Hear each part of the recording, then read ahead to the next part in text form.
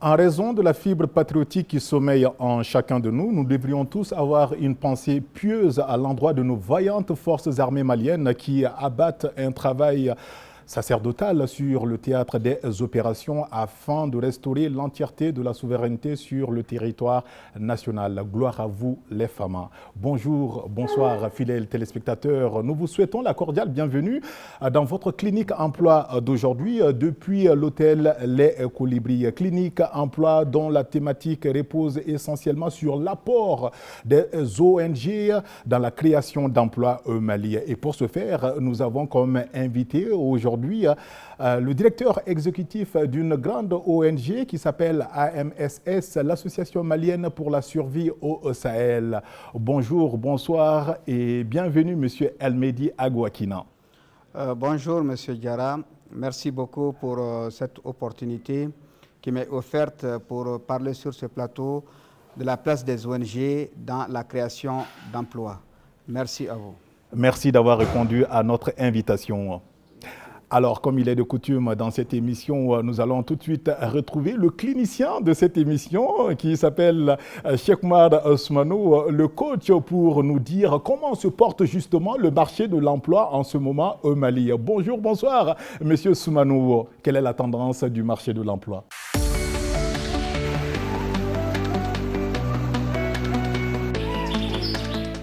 Bonjour Bradox, bonjour à M. El-Mehdi, bonjour à tous nos téléspectateurs d'être fidèles justement à cette émission. Et le marché de l'emploi a été très dynamique pendant ce mois d'octobre plutôt, avec des initiatives de promotion de l'entrepreneuriat. Donc il y a eu beaucoup d'initiatives d'accompagnement des jeunes vers l'entrepreneuriat. Alors on peut citer déjà le lancement du projet Go Green de la SNV, qui consiste à promouvoir les PME vertes dans la promotion de l'entrepreneuriat en milieu, j'allais dire rural, c'est-à-dire tout ce qui est PME qui évolue dans l'agriculture, etc. Mais aussi, dans le cadre de ce projet, il y aura le placement en stage de qualification et le développement des compétences des jeunes. Nous pouvons également citer l'offre d'opportunités de financement aux jeunes par le phare, qui découle justement de la rétrocession des restants des fonds du PROCEJ. Donc il y a à peu près une opportunité offerte aux jeunes de moins de 35 ans. Donc un financement de 5 millions pour des primo-demandeurs et 7 millions pour ceux qui recherchent une extension. Donc il y a cette opportunité également qu'on a dénotée. Ensuite, il y a l'extension du projet MLI 26 de LuxDev, qui était initialement focus sur la région de Ségou et le cercle de Yorosso, avec la région de Ségasso bien entendu, mais maintenant ce projet va s'étendre à Bamako et à la périphérie de Bamako. Donc ça aussi, c'est assez salutaire, c'est un projet de 2 ans qui va permettre de financer aussi des jeunes. Nous allons également noter l'OGEP, l'activité de l'OGEP qui s'est tenue en France, qui a consisté à former des jeunes Maliens installés en France qui souhaiteraient venir au Mali investir. Donc l'OGEP leur a fourni cette formation sur l'écosystème entrepreneurial malien, mais également l'OGEP leur a donné des explications sur la fiscalité qui prévaut au Mali. Enfin, on va citer également la publication de la liste des 2000 jeunes stagiaires que l'APEJ met au compte des services publics, parapublics, des ONG et des organisations consulaires et fêtières. Donc il y a 2000 jeunes qui vont effectuer un stage d'une année, un stage irrémunéré. Donc tous les profils sont concernés. C'est le lieu pour ici saluer l'APEJ pour cette initiative. Donc voilà un peu, Bradox, comment le marché de l'emploi s'est comporté pendant ce mois d'octobre, tout en disant que les jeunes sont très actifs. Donc les ONG également, on le verra tout à l'heure, ont été proactifs parce qu'elles ont proposé beaucoup d'offres pour les jeunes. Merci beaucoup. Je me tourne à présent vers l'invité du jour qui est le directeur exécutif, je vous le rappelle, de l'ONG, l'AMSS, l'Association malienne pour la survie au Sahel. Alors, monsieur El-Mehdi Agouakina, pourriez-vous nous faire une présentation succincte de votre ONG ? Merci Diarra. L'Association malienne pour la survie au Sahel est une organisation nationale qui est créée le 12 juillet 1991, date de l'adoption de ses statuts et règlements intérieurs. Donc cette organisation a un accord cadre avec l'État malien, le 0026 286 MATCL. Celui actuel, c'est en date du 3 décembre 2017. Donc c'est vraiment une organisation qui est née à la suite du retrait de American Friends Service Community, une organisation américaine qui était l'une des organisations qui a répondu à l'appel du Mali en 1973 lors de la sécheresse. Donc à un certain moment, cette organisation a pensé que les cadres qui étaient là, maliens, pouvaient continuer les actions qui étaient entamées par cette organisation au niveau du cercle de Gundam. Donc c'est comme ça que l'association malienne pour la survie au Sahel est née. Donc elle a pour objectif en fait la mise en place des projets en étroite collaboration avec les populations. D'abord c'était une situation d'urgence, c'était d'abord l'aide d'urgence, après le Food for Work, et après l'AMSS s'est surtout tournée vers les actions d'autopromotion pour mettre les populations au devant de la mise en place des actions au niveau du pays. Donc, l'ancrage de l'organisation au départ, c'était la région de Tombouctou. Donc, de 1991 jusqu'en 2012, l'Association malienne pour la survie au Sahel était seulement concentrée au niveau de la région de Tombouctou. C'est à partir de la crise de 2012 que l'Association malienne pour la survie au Sahel a eu un avenant à son accord cadre qui lui permettait d'intervenir sur tout le territoire national. Donc c'est comme ça que nos interventions se sont élargies au niveau des autres régions du nord, du centre et même au sud du pays.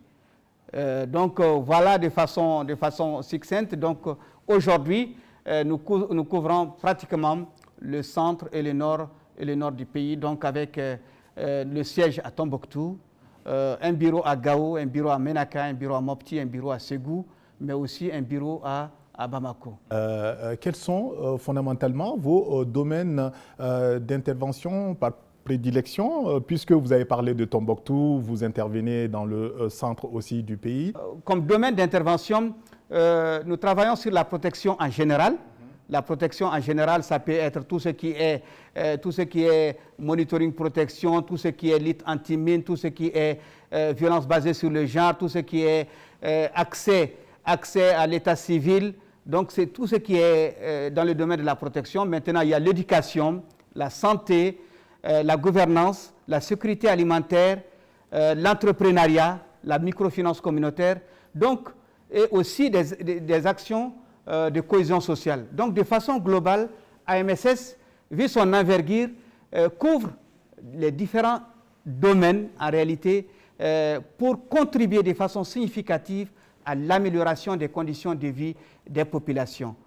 Des populations, bien sûr, il s'agit des populations hautes, des populations déplacées, internes, mais aussi des réfugiés. Donc, il y a vraiment, nous travaillons avec les différentes cibles qui sont quand même généralement soit des personnes vulnérables, des personnes marginalisées, mais aussi vraiment celles qui sont dans le besoin. Dans le besoin. Alors, comment se traduit concrètement sur le terrain votre appui à la survie justement de ces paisibles populations dont vous venez de parler?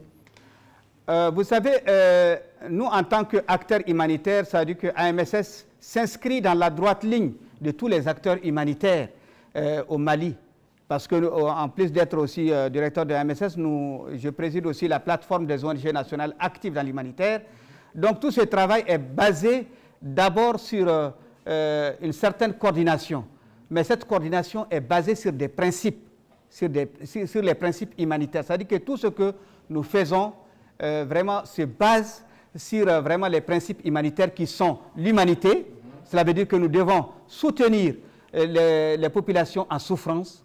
Donc nous devons vraiment restaurer un peu la dignité de ces populations qui sont dans une situation de vulnérabilité. Tout ce qui est question d'impartialité, cela veut dire que nous, en tant qu'acteurs humanitaires, nous devons vraiment prendre en compte surtout les besoins des communautés. On ne doit pas dire que voilà, ça c'est des populations, par exemple, chrétiennes, des populations musulmanes, ou ça peut être sur la base ethnique ou vraiment sur des conceptions religieuses. On ne doit pas aller dans ces cadres.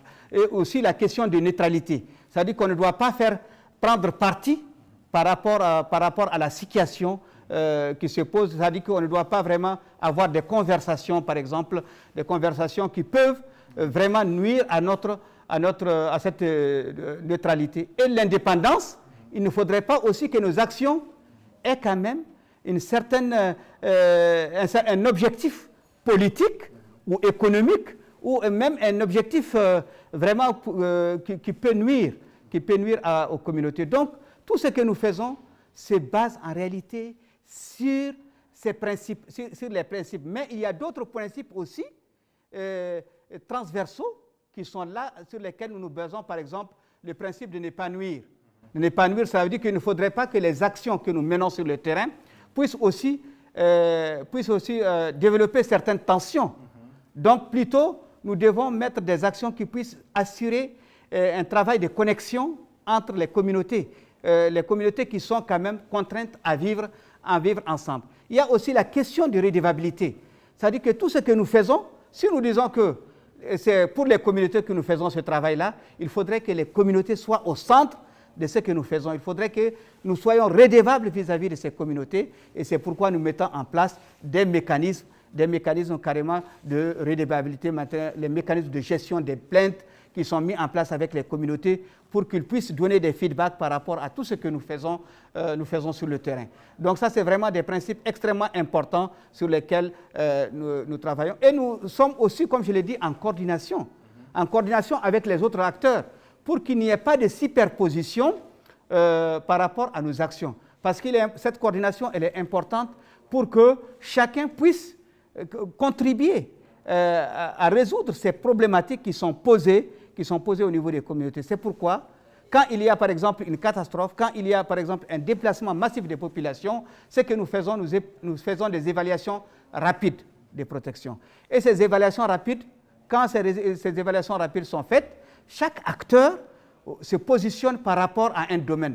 Si AMSS peut prendre tout ce qui est par exemple prise en compte holistique des violences basées sur le genre, AMSS le fait. Si NRC s'occupe par exemple de l'état civil, NRC va se positionner par rapport à l'état civil. Si le PAM veut se positionner par rapport à la distribution alimentaire gratuite, donc le PAM va se positionner. Donc c'est ce système de coordination qui permet vraiment de mutualiser les efforts, mais aussi d'harmoniser nos approches pour qu'on ne puisse pas se marcher et pour éviter qu'il y ait des gaps qui ne soient pas couverts.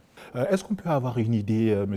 El-Mehdi Ag-Ouakina, de combien ça peut s'élever le budget d'un programme triennal? Ces 3 dernières années, il y a quand même une certaine moyenne qui est là, de plus de stabilité, quand même en termes de mobilisation des ressources. Si nous prenons l'année 2021, nous avons mobilisé à peu près 4 milliards et quelques pour l'année 2021. 4 milliards de francs CFA. De francs CFA. Il faut apporter la précision. Oui, 4 milliards de francs CFA. Sinon, j'allais vous dire 4 milliards d'euros. Non, 4 milliards de francs CFA parce qu'on parle pour le moment en CFA. En 2022, nous avons engrangé 5 milliards 135 millions de francs CFA. Et en 2023, nous sommes en train d'arriver presque à la tendance des 4 milliards aussi de francs CFA. Parce que beaucoup le disent chaque fois, la question, on nous dit, bon, quel est l'impact, par exemple, du retrait des financements français par rapport à AMSS? Est-ce que l'AMSS n'a pas été touchée, par exemple, par rapport à ce retrait des financements français? J'allais y venir, justement, M. El-Mehdi Ag-Ouakina, puisqu'on a vu que la France a ordonné clairement l'arrêt du financement de ces ONG ici au Mali. Est-ce que cela ne vous a pas impacté? Donc, c'est pour vous rassurer que depuis 1991, AMSS n'a jamais reçu un financement direct français. D'accord.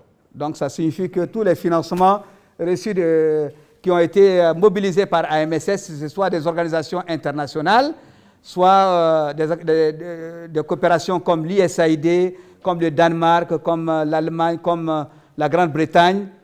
Donc c'est surtout la coopération suisse, donc plus les autres organisations internationales comme par exemple Diaconia, Aide de l'Exil norvégien, la Fondation Strom, Plan international, CARE international, CRS, donc vraiment pratiquement beaucoup d'organisations internationales et les agents des Nations Unies, notamment l'UNHCR, le Haut Commissariat pour les réfugiés, le PNUD, ONU Femmes, UNICEF, ONUDI. Donc pratiquement toutes ces agences quand même financent aussi l'AMSS. Alors, Monsieur El-Mehdi Agouakina, je m'en voudrais bien si je ne vous posais pas cette question. Actualité oblige, on va dire. Comment est-ce que vous parvenez justement à intervenir auprès de ces populations à Tombouctou, singulièrement à Tombouctou, dans un contexte sécuritaire particulièrement tendu? Pour pouvoir travailler d'abord, il faut avoir un ancrage communautaire. Quand tu n'as pas un ancrage communautaire, c'est difficile d'intervenir. Donc c'est cet ancrage qui donne une certaine légitimité à tout ce que tu fais sur le terrain. Donc lorsque tu es connu dans une zone, en tant qu'acteur humanitaire, en tant qu'acteur du développement, qui est là avec ses principes, c'est difficile que tu ne puisses pas intervenir au niveau de ta zone de prédilection. Parce que tu as développé des réseaux communautaires. C'est pourquoi j'ai dit qu'il faut mettre les capacités locales au devant de tout ce que nous faisons.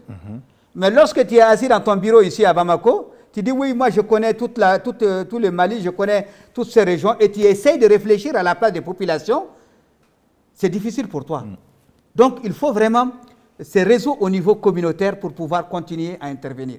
Parce que même en 2012, en 2013, on a continué à travailler au niveau de la région de Tombouctou. Les premiers appuis d'urgence pour les populations, on les a appuyés parce qu'on avait des staffs qui n'avaient pas quitté, malgré la situation, la région de Tombouctou. Donc, ils ont continué à travailler, à appuyer ces communautés parce que c'est le moment où ces populations ont besoin de toi qu'il faut être là. Ce n'est pas le moment où tout va bien qu'il faut dire que tu viens pour aider les communautés. C'est aujourd'hui ou jamais où ces communautés ont besoin de toi. C'est la même chose lorsque tout de suite il y a des déplacés internes. Tous les acteurs affluent vers les déplacés internes. Mais ces déplacés internes-là, c'est vrai, ils sont vulnérables, ils sont dans les besoins. Mais ils ont eu la possibilité de quitter. Mais il y a des victimes silencieuses qui sont restées, qui n'ont pas eu les moyens de pouvoir se déplacer. Donc il faut avoir des mécanismes communautaires pour pouvoir assister ces communautés qui sont restées parce qu'elles n'ont pas eu le privilège, elles n'ont pas eu les moyens de pouvoir quitter. Ça, c'est extrêmement important. Donc, notre ancrage communautaire et aussi la pertinence de ce que nous faisons nous permet de continuer à travailler, quelle que soit la situation sur le terrain. D'accord. Nous allons tout de suite proposer à nos chers téléspectateurs un micro-trottoir que nous avons réalisé avec certains de vos collègues, on va dire, qui interviennent aussi dans le domaine des ONG. Donc, ils réagissent justement à la thématique de l'émission d'aujourd'hui, qui est la contribution, sinon l'apport des organisations non gouvernementales dans la création d'emplois au Mali. C'est tout de suite. Nous disons que le rôle des ONG est primordial et vraiment c'est des centaines de postes qui sont créés par les jeunes et la majeure partie des ONG même sont gérées par des jeunes diplômés qui n'ont pas eu accès à la fonction publique et se sont vite appropriés le monde du développement. Je pense que les ONG, que ce soit les associations, mais surtout les ONG, elles ont un grand rôle dans la création de l'emploi. Moi, je considère les ONG comme des petites APEJ, en fait. Et donc, une ONG, ça échappe à beaucoup de personnes, mais si vous lisez dans l'accord cadre qui lie les ONG à l'État, vous verrez bien que nous, ONG, nous avons l'obligation, les devoirs et l'obligation de supplier l'État partout où l'État à lui seul n'arrive pas à satisfaire aux différents besoins des communautés. Notamment, on peut mettre l'accent sur la création de l'emploi. Je prends l'exemple sur l'ONG Femmes et Développement. En termes d'emploi des jeunes, nous employons actuellement 62 en termes de personnel. Je suis la seule qui ne soit pas jeune dans l'organisation. Tous les autres sont des jeunes.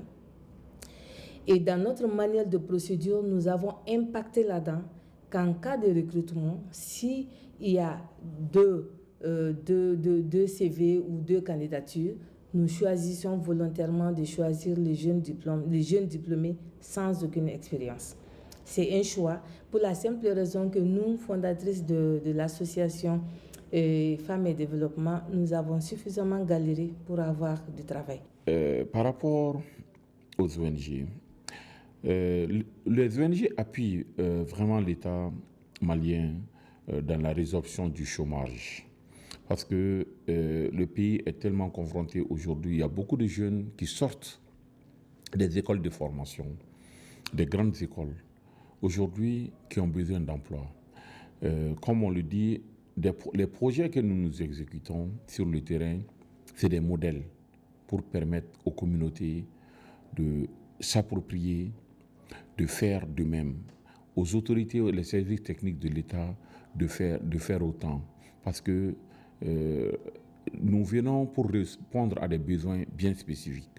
Et généralement, ces jeunes qui sortent qui travaillent sur ces projets-là aussi ont de l'expérience qu'ils vont monnayer quelque part ou bien appuyer d'autres communautés pour leur autodéveloppement. Pour les ONG internationales, on est un grand, on va dire, créateur d'emplois au Mali. Il faut savoir que 90% des postes pourvus au sein de nos ONG membres du FONGIM sont des postes réservés au staff, au personnel nationaux, donc aux Maliennes et aux Maliens, ce qui représente quand même à peu près pour nos membres à peu près 6 000, 7 000 emplois créés pour des Maliennes et des Maliens. En plus de la création d'emplois directs des ONG internationales, il faut aussi savoir que dans nos programmes, on a beaucoup d'activités de formation professionnelle. Donc on propose énormément de formations à des jeunes femmes et des jeunes hommes ici au Mali, mais on met aussi en place des programmes pour développer des activités génératrices de revenus avec des participants qui créent à la fin de nos programmes leurs propres entreprises. Nous, étant au niveau de Gao, nous avons recruté seulement pour l'année 2023 près de 200 agents contractuels pour les différents projets et programmes que nous exécutons au niveau de la région de Gao. Donc en termes d'emploi, les ONG créent assez d'emplois au niveau régional, au niveau national, grâce aux fonds mobilisés auprès des bailleurs, des partenaires techniques et financiers. Donc voilà, donc c'est le lieu également de remercier l'État du Mali, les bailleurs aussi, et tous les partenaires techniques et financiers qui interviennent dans le cadre du soutien aux ONG nationales et internationales. Retour donc sur ce plateau avec l'invité du jour, M. Elmedi Agouakina, le directeur exécutif de l'AMSS. Alors, M. Elmedi, on vient de voir cet élément, justement, dans lequel tous vos collègues s'accordent à dire que, justement, les ONG contribuent largement à la création d'emplois au Mali. Quel serait, vous, spécifiquement, votre apport justement dans la création d'emplois au Mali, quand on sait quelque part aussi que beaucoup de vos collaborateurs évoluent sous forme de bénévoles? Merci. Je pense que l'intervention de mes collègues sur ce plateau, c'est extrêmement important parce que ça vient conforter cette idée que les ONG nationales jouent un grand rôle dans le cadre de la création d'emplois. Parce que si vous voyez un peu le travail qui est fait par ces ONG, il ne peut pas se faire sans quand même un certain nombre de personnel. Et nous savons tous qu'une des grandes problématiques au Mali, c'est le chômage des jeunes. Et je pense qu'aujourd'hui, si nous voyons en moyenne, si nous faisons une moyenne, c'est vrai qu'il n'y a pas d'études statistiques qui montrent tout l'apport des ONG en matière de création d'emplois, mais j'avais fait un petit exercice sur 19 ONG que j'avais contactées. Ces 19 ONG, pour seulement l'année 2022 et 2023, elles ont créé à peu près 2000 emplois emplois directs. Ce qui est non négligeable. Hein? Et en termes d'emplois indirects, à peu près 12 000. Wow. Ça, c'est pour 19 ONG qui connaissent le nombre d'ONG au Mali. Si on fait ce rapport, on va trouver vraiment qu'il y a un grand nombre d'agents qui sont insérés à travers les ONG. Justement. Et en ce qui concerne l'AMSS, Excusez-moi de vous arrêter. Vous qui êtes dans une plateforme des ONG au Mali, on estime à combien le nombre d'ONG au Mali? Là, vous venez de parler de 19 seulement. Oui, en fait, nous, ce que je peux indiquer, c'est que nous sommes dans une plateforme d'ONG nationale active dans l'humanitaire, où nous sommes à peu près 65 ONG nationales. 65. C'est-à-dire que même au niveau de la plateforme, on n'a pas encore toutes les données en matière de création d'emplois. En ce qui concerne l'AMSS, nous sommes, pour ces 2 années, nous sommes à 450 emplois directs créés pour à peu près 2000 et quelques emplois indirects. Donc ça signifie que en termes d'emplois, si nous faisons un petit calcul, même pour les 2000 qui sont créés par les 19 ONG, en raison de 150 000 francs par mois pour chaque employé, et on sait que les salaires des ONG, c'est quand même parfois des salaires un peu élevés, même si on fait cette moyenne, on va voir qu'en une année, en termes de salaire pour ces personnels, c'est à peu près 3 milliards 600 millions. Donc ça signifie que nous avons une masse critique de ressources qui sont quand même utilisées pour cette question d'emploi des jeunes. Donc ça c'est les emplois directs. Mais si on prend les emplois indirects, parce que les ONG travaillent beaucoup dans le cadre de la formation professionnelle. Et là, par exemple, il y a vraiment toute une série d'actions, de formations qui sont quand même dispensées à l'intention des jeunes et après aussi les aider jusqu'à la réinsertion, à ce qu'ils s'installent sur leur propre compte. Ici, à côté, à Muntugula, par exemple, nous avons appuyé avec notre partenaire de la Fondation Strom la création d'une unité de transformation des déchets plastiques en table-banc scolaire. Donc d'abord, si on prend par exemple cette unité de transformation, il y a d'abord les 10 jeunes qui ont été formés, qui sont maintenant, ce sont eux qui gèrent l'unité, mais aussi toutes les femmes, par exemple, les 150 femmes qui sont en train de ramasser les plastiques, qui viennent les revendre à l'unité, donc c'est une source de revenus pour ces femmes. Et ensuite aussi, donc ça permet vraiment d'assainir l'environnement, mais de l'autre côté aussi, ces jeunes-là, ça leur crée vraiment une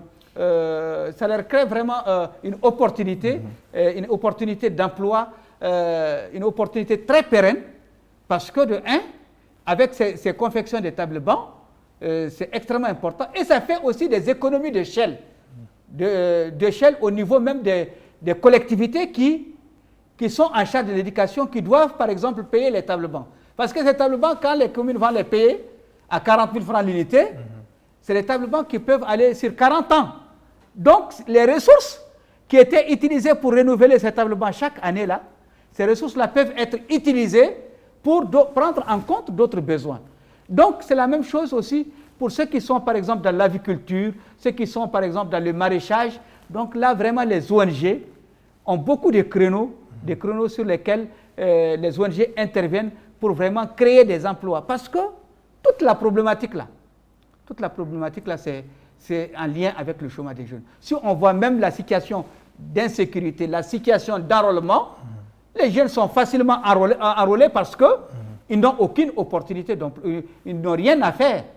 Alors qu'il y a tellement d'opportunités au Mali, la terre ne ment pas, il y a tellement d'opportunités au Mali pour se reconvertir, pour faire de l'agrobusiness et autres là, pour pouvoir vraiment survenir à ses propres besoins. Et je pense qu'aujourd'hui, si on fait vraiment une étude, cette étude va montrer toute la place des ONG, aussi bien nationales qu'internationales, dans cette création d'emplois. Et si on fait même un parallèle avant 91, parce que l'avènement des ONG, c'est surtout à partir des années 91 que vraiment il y a eu cette initiative de création des ONG. Et là, aujourd'hui, nous savons que lorsque ces ONG-là ferment, c'est vraiment un sérieux problème. Et nous l'avons même constaté, parce qu'il y a d'autres organisations, par exemple, qui avaient des financements français. Lorsque ces projets-là sont arrêtés, nous savons ce qui s'est passé. Il y a beaucoup de jeunes qui sont partis en chômage. Et ces jeunes-là, il faut vraiment les récupérer. Il faut leur donner des opportunités parce qu'ils n'ont rien fait pour ne pas quand même avoir cette opportunité pour pouvoir subvenir aux besoins de leur famille. Alors votre rôle est prépondérant justement dans la création d'emplois au Mali, vous venez de le dire, hein, plus de 12 000 emplois créés. Quelles sont les mesures d'accompagnement des autorités justement pour vous conforter davantage dans l'exercice de vos fonctions? Bon, en fait, comme ceux qui ont intervenu l'ont dit, en fait, les ONG sont là pour accompagner l'État, pour soutenir l'État. C'est-à-dire qu'on n'est pas là pour se substituer à l'État. On n'est pas là pour se substituer à l'État. On est là, en fait, pour accompagner tout ce que l'État fait. Et nous sommes donc dans ces cadres-là, par exemple, il y a ce qu'on appelle, il y a en fait des projets, par exemple, qui sont même financés par l'État, parce qu'il y a des projets de prêt. Par exemple, avec la Banque mondiale, avec la BID, c'est l'État malien qui consent, par exemple, ces projets-là, qui consent des prêts auprès de ces agences pour pouvoir financer des projets de développement. Et là, par exemple, les ONG nationales ont accès à ces financements. Mais aussi, c'est vrai qu'il y a quand même des difficultés par rapport à l'acquisition des exonérations, des exonérations par rapport à certains biens, à certains équipements, notamment les véhicules, l'importation des véhicules. Il y a des exonérations qui sont accordées. Des allègements. Des allègements qui sont accordés aux ONG. Mais là aussi, nous pensons qu'il est important quand même de pouvoir quand même clarifier beaucoup cette question d'exonération, parce que là, certaines ONG, des fois, peinent à recevoir cet avantage qui, pour moi, est très important et qui peut aussi soulager ces organisations pour pouvoir utiliser ces ressources pour subvenir aux besoins des populations, au lieu d'utiliser cet argent-là, par exemple, pour acquérir des biens. Ça peut être utilisé pour, par exemple, plutôt aider l'accès à des services de santé, à des services d'éducation et autres là. Donc, vraiment, il y a aussi toute la facilité administrative requise au niveau du terrain pour pouvoir mener ces actions, parce que chaque année, par exemple, les ONG qui sont en règle vis-à-vis du dépôt des rapports annuels au gouvernement, le gouvernement aussi, à travers la direction générale de l'administration du territoire, on reçoit un certificat d'opérationnalité, et ce certificat aussi est utilisé par les ONG lors des soumissions et autres là pour conforter l'existence de ces ONG et l'opérationnalité de ces ONG auprès des partenaires techniques et financiers. Alors tout ce travail ne se fait pas sans difficulté, M. El-Mehdi Agouakina. Quelles sont les contraintes majeures auxquelles vous êtes confrontés justement dans certains foyers de tension? Bon, l'une des grandes difficultés qu'on a ici, c'est que si on prend par exemple de façon globale le plan annuel de réponse du Mali, le plan de réponse humanitaire au Mali, et chaque année, nous avons un taux, par exemple, un taux de mobilisation des ressources très faible. Très faible. Ce qui fait que nous avons des besoins, et ces besoins ne peuvent pas être couverts parce que, en termes de mobilisation des ressources, c'est très compliqué. Donc, eux aussi, les ONG n'ont pas les mêmes niveaux.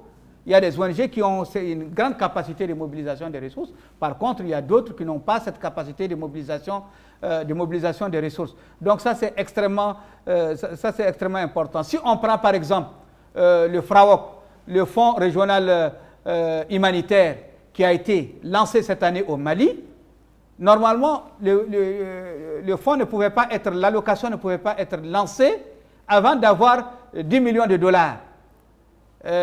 comme au Burkina et au Niger. Lorsque ça a été lancé immédiatement, au Burkina, ils ont pu mobiliser 20 millions de dollars, le Niger presque 10 millions et quelques. Mais nous, au Mali, avec la situation, on a pu mobiliser que 5,8 millions de dollars.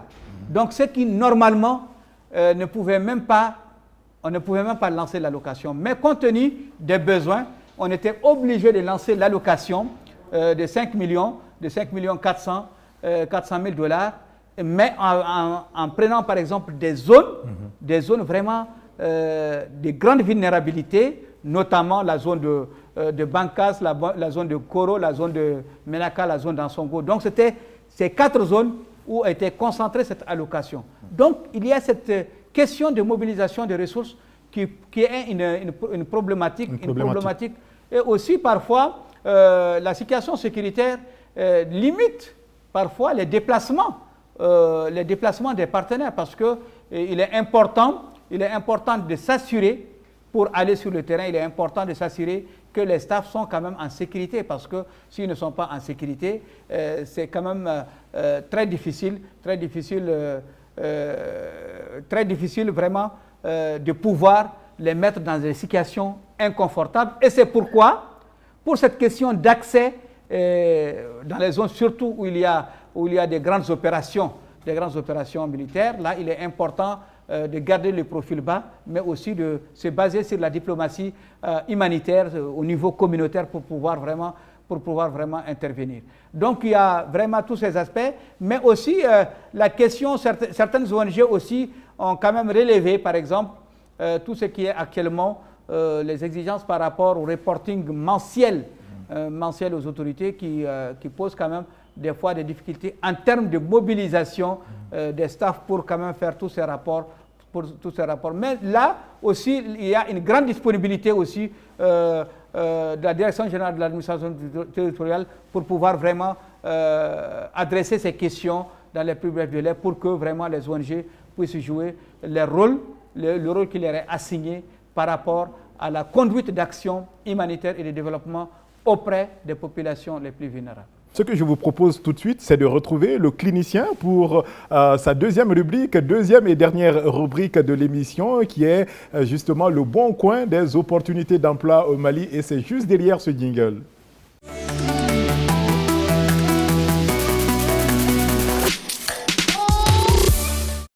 Merci bien, Bradox.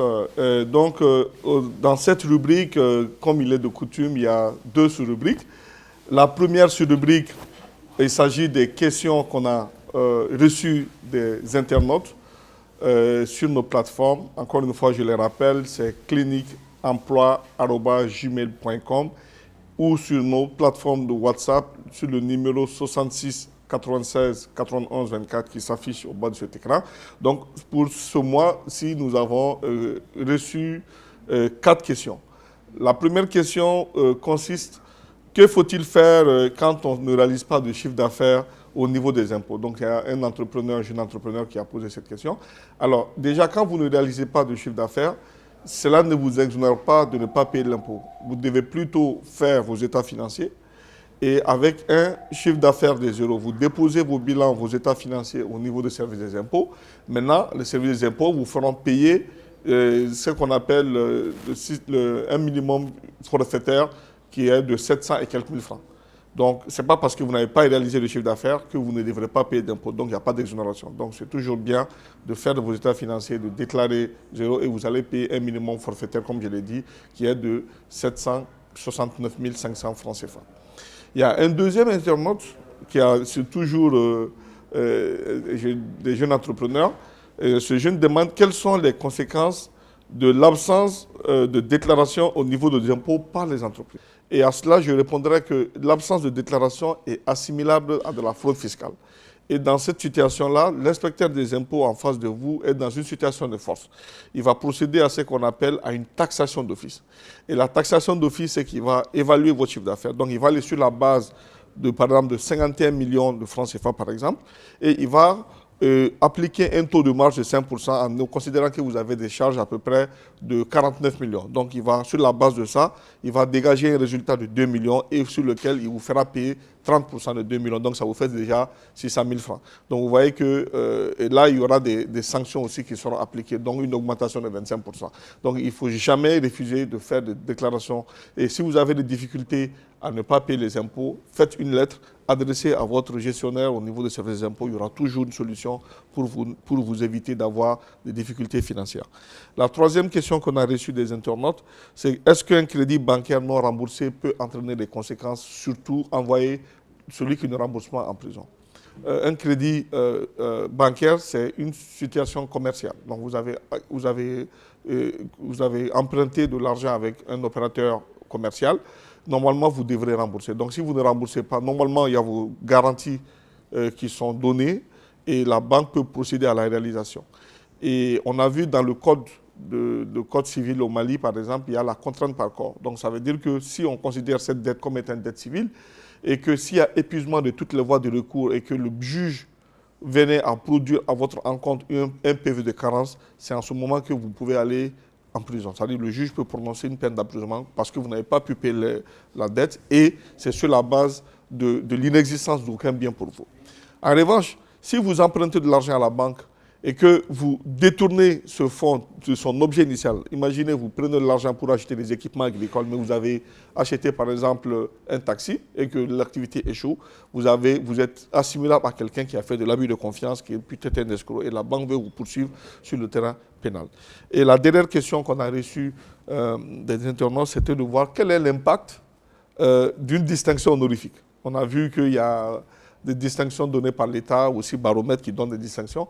À cela, je dirais tout simplement la distinction honorifique n'a pas d'incidence particulière sur la carrière, mais ça va amener celui qui reçoit la distinction de se surpasser pour monter à une seconde étape. Pour le cas, par exemple, du Mali, vous allez voir qu'il y a les chevaliers d'ordre national, il y a les commandeurs, il y a des officiers. Donc, quelqu'un qui obtient une distinction en tant que chevalier d'ordre national, il pourra travailler pour pouvoir monter à une grade supérieure. C'est le même principe qui existe au niveau du baromètre, où il y a le baromètre et il y a le super baromètre. Donc, celui qui a le super baromètre, évidemment, il a eu le baromètre et il a monté en cran. Donc, voilà pour les questions qu'on a reçues. Et comme j'ai dit, certains appellent cette partie de l'émission la pharmacie. Alors, maintenant pour les opportunités, là aussi on tire chapeau pour les ONG. Je pense que tout ce que l'invité a dit se confirme à travers ce qu'on a relevé. Si les ONG en 2023 ont créé à peu près 2000 emplois pour les 19 ONG de la plateforme que M. Elmedi, notre invité, préside. Et aujourd'hui, ce que nous avons relevé, il y a CRS aujourd'hui qui veut recruter un deputy manager. Donc malgré la crise, mais il y a toujours des recrutements. Il y a l'ONG Alert qui veut recruter un programme manager et un spécialiste en développement de programmes. Il y a RMO qui est cette fois-ci une entreprise de placement qui recrute un coach distribution, un agent consulaire pour les visas, un commercial et un responsable financier et comptable pour une entreprise privée de la place. On revient dans le cas des ONG, il y a Staff Service qui recherche un assistant administratif. Et il y a HELP aussi, qui est une ONG internationale, qui recherche un psychologue, un opérateur d'intermédiation sociale, un opérateur d'infrastructure et un environnementaliste. Et la dernière partie, c'est surtout les offres d'emploi. Maintenant, ça, c'est à l'intention des entrepreneurs qui veulent avoir des marchés. Et donc, il y a l'ONG Redress qui cherche un fournisseur en équipement réactifs consommables des laboratoires. Donc, c'est des offres, des appels d'offres, il faut aller postuler. Il y a le projet PASSEM, qui est un projet de la BAD, qui recherche un consultant pour l'élaboration d'un référentiel technique particulier des certifications des cures et dépôts. Donc, les thèmes de référence sont disponibles au niveau du PASSEM, qui est un projet de la BAD. Il y a l'ONG ICO également, qui cherche un opérateur pour la fourniture et la mise en route d'un système contenancé de conservation frigorifique de pommes de terre. Et enfin, il y a le projet URMS qui veut recruter un consultant individuel international pour procéder à la révision de manuels de qualité. Merci beaucoup, Monsieur Soumano, pour toutes ces bonnes astuces à travers cette rubrique qui s'appelle Le bon coin des opportunités d'emploi au Mali. Je reviens donc à mon invité pour la dernière partie de cette émission Clinique Emploi. Alors, finalement, quel avenir pour les ONG au Mali dans une période marquée par une crise multidimensionnelle? Je pense que l'avenir des ONG va dépendre de leur positionnement dans cet environnement de plus en plus exigeant en termes de résultats, en termes de redevabilité, parce que les questions de transparence, tout ce que nous faisons aujourd'hui doit être sur la place publique pour s'assurer que ce que nous faisons ne jouit d'aucune, n'est pas du tout, que les gens ne contredisent pas ce que nous faisons. Ça, c'est extrêmement important. Donc, l'avenir des ONG, comme je l'ai dit, ça se joue à travers leur comportement, leur façon de faire, leur engagement par rapport à leur mission première qui est de sauver des vies. Lorsqu'on est là pour sauver des vies, je pense que nous pouvons avoir tous les créneaux, toutes les astuces pour pouvoir mobiliser des ressources. Parce que sans ressources, pas d'ONG. Pas d'ONG, c'est clair. Ça, c'est clair. Donc, il faut que nous puissions vraiment développer ces comportements, développer vraiment notre façon de faire et le faire ensemble. Parce que si on ne le fait pas ensemble, je pense que nous n'allons pas trouver les créneaux les plus importants. Et il faudrait aussi que les ONG nationales puissent s'engager de façon durable dans tous les mécanismes de coordination humanitaire. Parce que lorsque on n'est pas engagé dans ces mécanismes de coordination, on ne peut pas avoir de la voix. Parce que le financement qu'on recherche là, si on est dans le processus de décision, c'est facile de mobiliser ces ressources-là. Mais si on n'est pas dans ces processus de décision, c'est difficile d'avoir accès. Vous serez oublié. On dit généralement, tout ce qui s'est fait sans moi est contre moi. Et contre moi. Donc, absolument. Pour le moment, il est important que les ONG, pour leur propre avenir, puissent vraiment jouer sur cette participation de qualité, mais aussi s'inscrire dans tout ce qui est instrument de redevabilité, mais aussi instrument de qualité d'amélioration des programmes. Parce que nous devons savoir qu'on ne vient pas au niveau des ONG pour s'enrichir, mais on vient au niveau des ONG pour servir des communautés. Alors, la question de mobilisation des fonds est fortement liée justement à la question sécuritaire aussi, Monsieur Elmedi Agouakina. Alors, quel regard pourriez-vous jeter sur le processus de pacification du territoire national? Actualité oblige. Bon, on dit généralement pas de développement sans paix. Pas de paix aussi sans développement. Sans développement. Ça, c'est extrêmement important. Mais c'est pourquoi il y a l'aspect humanitaire qui est là. Les actions humanitaires sont généralement des actions qui sont adaptées à ces contextes-là. Ce n'est pas parce qu'il y a cette situation de crise, cette situation sécuritaire qu'on doit croiser les bras et regarder. Non. C'est le moment où jamais, où ces communautés doivent vraiment être appuyées, doivent ressentir cette fibre patriotique dont tu parles. Parce que la fibre patriotique, c'est aussi les actions que nous menons pour soutenir, pour soulager les souffrances des populations. Et je pense que c'est là notre rôle. C'est pourquoi vous voyez au niveau de l'équipe humanitaire pays, aujourd'hui au Mali, c'est pratiquement le seul pays où on a un équilibre au sein de l'équipe humanitaire pays, où on a 5 ONG, représentants d'ONG nationales, 5 représentants d'ONG internationales et 10 agences, ce qui fait 10-10. Donc c'est le seul pays où il y a cette parité. C'est pour vraiment montrer la place des ONG nationales dans tous ces mécanismes-là. Donc ce que nous devons faire, c'est que les partenaires dans le cadre de la mobilisation des ressources, ce qui est important, c'est qu'il y ait des évidences. Et c'est pourquoi il faut monitorer ces situations-là.